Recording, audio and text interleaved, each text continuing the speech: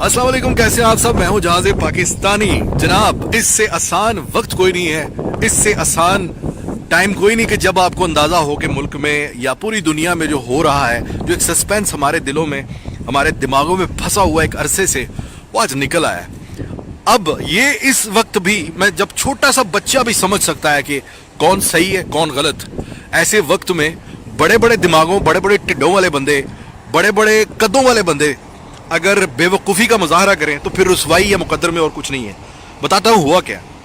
हुआ ये मेरे भाई के, छोड़ दो कि ये आपसी किसी सियासतदानों की एक दूसरे के साथ लड़ाई है, छोड़ दो, भूल जाओ। यानी एक लम्हे को भूल जाओ कि ये नून लीग की या इमरान खान की या नवाज शरीफ की या मरियम की या जरदारी की या बिलावल की या उसकी माँ की, उसकी किसी जंग है। ये जंग इस वक्त पाकिस्तान की और दुश्मन देशों की जंग है, जिनका पता है, सबको पता है, बच्चे नहीं है सब। सर मेरा ये जो आप बताने जा रहा हूं ना, इसके बाद आपने फैसला करना है। इमरान खान चाइना गया, चाइना के सदर से मुलाकात हुई और उसके बाद उसने शुक्रिया का इजहार किया। उसने कहा कि हमारे लिए, हमारी ज़मीन के लिए, हमारे चीन के लिए फ़ख्र की बात है कि ओलंपिक्स की गेम्स का जो बिगिनिंग है, जो उसका स्टार्ट है, उसके इवेंट पे दुनिया का मायानाज खिलाड़ी आया हुआ है as a prime minister. Imran Khan को ये उसने इनकरेज किया और बड़ी तारीफ की, अप्रिशिएट किया। दूसरी तरफ मुआहदे हो गए, 15 अरब डॉलर के मुआहदे हुए कि जिनमें तिजारती मुआहदे हैं, जिनमें स्टील का काम है, इलेक्ट्रॉनिक्स में है, टेक्नोलॉजी के और बड़े सेक्टर्स में 15 अरब डॉलर के मुआहदे हुए। अब पाकिस्तान की तरफ देखते हैं, पाकिस्तान में क्या हो रहा है। पाकिस्तान में इस बीच में ही ये जब मुआहदे हो रहे थे और जब वो वहां पर मुलाकात कर रहा था उससे, तो मेरे मीडिया के लिफाफों ने कहना शुरू कर दिया इमरान खान को, इमरान खान का नाम ले ले तो मुझे पता नहीं, मसला नहीं था कोई। उन्होंने कहा जी पाकिस्तानी वजीर आजम को कोई मुंह नहीं लगाता। ये गरीदा फरूकी से लेके, गरीबा फरूकी से लेके हामिद मीर हो गया, सलीम टाफी हो गया, हर बंदा ये कहने, मतलब ये बावर करवाना चाह रहा था कि इमरान खान वहां पर खुद गया है, जबरदस्ती गया है, बिना बुलाए गया है और इसको वहां पर कोई बंदा मुंह नहीं लगा रहा। अगर ये सिर्फ इमरान खान की बात होती तो बात और थी, ये पाकिस्तान की बात हो रही है, तो इन्होंने पाकिस्तान को रुस्वा किया। दूसरी तरफ नून लीग के जो रहनुमा हैं, जो सुबह उठ के कुरान मजीद की आयात शेयर करते हैं ट्विटर पे और दोपहर में फिर वो बुग़्ज़ की उल्टियां शुरू कर देते हैं। साद रफीक ने भी यही कहा कि जी पाकिस्तान की रुसवाई करवा दी, इमरान खान ने चीन के तरले मिन्नतें कर रहा है कि वो दौरे पे बुला लें, इसको कोई मुंह नहीं लगा रहा। यानी ये अपने पटवारियों को, अपने उन नौकरों को ये साबित करते रहते हैं। फिर उर्दू में ये ऐसी ट्वीट्स उर्दू में करते हैं, याद रखिएगा, जो ट्वीट जाहलों के लिए होती है ना, वो खास तौर पर उर्दू में करते हैं, याद रखिएगा। और दूसरी कर लेंगे इंग्लिश में, करते फिरेंगे। जो इन्होंने अपने आकाओं को, हिंदुस्तानियों को या अमरीकियों को खुश करना होता है वो इंग्लिश में करते हैं ताकि उनको भी समझ आए, लेकिन जो अपने जाहिलों के लिए करते हैं ये उर्दू में स्पेशली करते हैं ट्रांसलेट करके। तो इन्होंने ये इस तरह के ट्वीट शुरू कर दिए। मरियम साहिबा से लेके जितने भी जनाब अपोजिशन के लीडर्स हैं, वो सब ने यही रोला शुरू किया हुआ था कि जी इमरान खान चीन गया हुआ है, इसको कोई मुंह नहीं लगा रहा। अब अल्लाह ने फिर उसके बाद देखो क्या इज्जत दी कि वहीं पर रूस के सदर से मुलाकात हो जाती है और वो कहता है पाकिस्तानी प्राइम मिनिस्टर को कि आप रूस का दौरा करें। और इसी महीने में मतवक्को है इमरान खान का रूस का दौरा, जो कि 20-30 साल में पहली बार है किसी प्राइम मिनिस्टर को बुलाया गया है रूस में। समझ आ रही है? ये अल्लाह की मेहरबानी है, इमरान खान की नहीं, ना प्यूटन की, ये अल्लाह की मेहरबानी इस मुल्क के ऊपर। गद्दारों को छोड़ो, इनकी तो अल्लाह ने पीपड़ी बजाई है और बजा रहा है। अल्लाह पाक देखो किस तरह रुसवा कर रहा है। फिर वो तमाशा हम देख रहे हैं, वो इमरान जरदारी भाई भाई कहने वाली, वो खुद उनके आगे जनाब झुककर सलामी कर रही थी। और वो जिन्होंने घसीटना था वो शायद अभी भी प्रैक्टिस कर रहे हैं घसीटने की, लेकिन वो अपने दिल पे हाथ रखे जैसे सलाम नहीं करते, ऐसे झुक के मुगलिया अंदाज में वो एक दूसरे को जनाब सलाम अलैकुम कर झपकियां लगा रहे थे।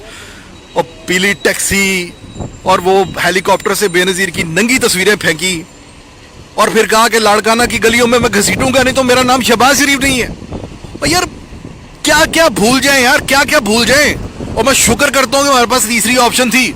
सोचो पाकिस्तानियों, अगर ये इमरान खान ना होता, ये लोग आज तक हमें बेवकूफ बना रहे होते। ये लोग आज तक ड्रामे कर करके एक दूसरे को घसीटने के वादे कर करके हमसे वोट ले रहे होते और हम आज भी अल्लाह की कसम इनमें से ही एक दूसरे को चुन रहे होते। जबकि अंदर खाते ये कौन है, इन्होंने आज साबित कर दिया। इससे ज्यादा आसान वक्त अल्लाह पाक कोई नहीं ला सकता मेरे ख्याल से हम लोग के ऊपर, जितना आसान वक्त ये है। ये वक्त जो है ना, ये असल में पहचानने का वक्त है।